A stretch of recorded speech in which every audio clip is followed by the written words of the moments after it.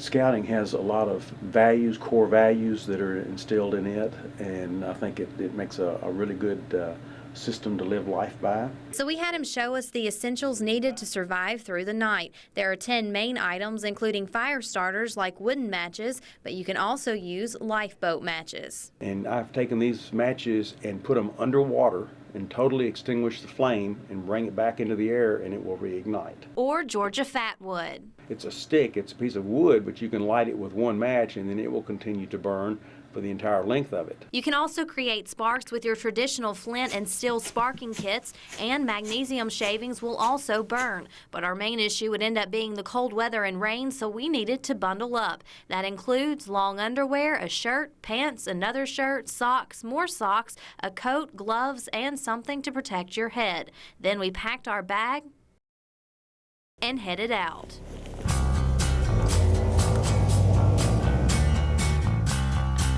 Let's just hope they remember to come back tomorrow morning. Now we're gonna head across the creek and up the hill.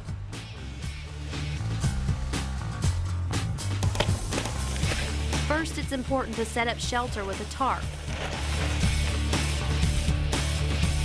and insulate it with newspaper. Then clear a large space for your fire. If there's a spark that jumps out, it doesn't have anything around it that's going to ignite. Next, we found rocks to encircle our fire.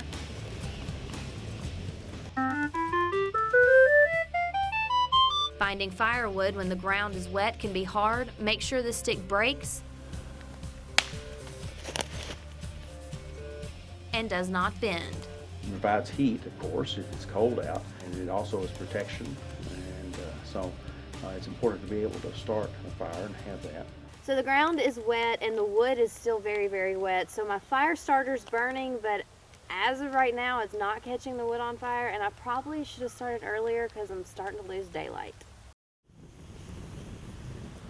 We had quite a bit of trouble earlier, but as you can see, we finally got the fire started. And what you can't see right now is the fact that we actually have some snow flurries falling. But I don't think I'm gonna have to put any of my extra clothing on right now because we do have the fire going. When I get into my tarp bed later on, that's a different story. I'm probably gonna have to use some of that extra clothing. Next, I just waited for the sun to rise.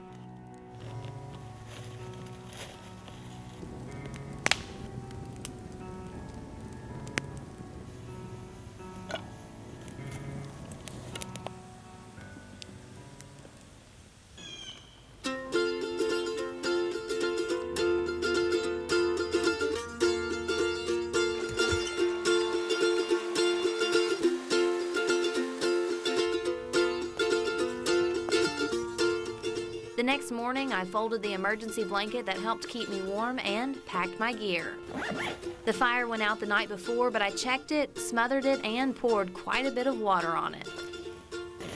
Next, it's important to have a compass and a map so you can find your way to a main road. If you're still lost, a whistle can help draw attention to your location. But luckily, my ride showed up to take me home.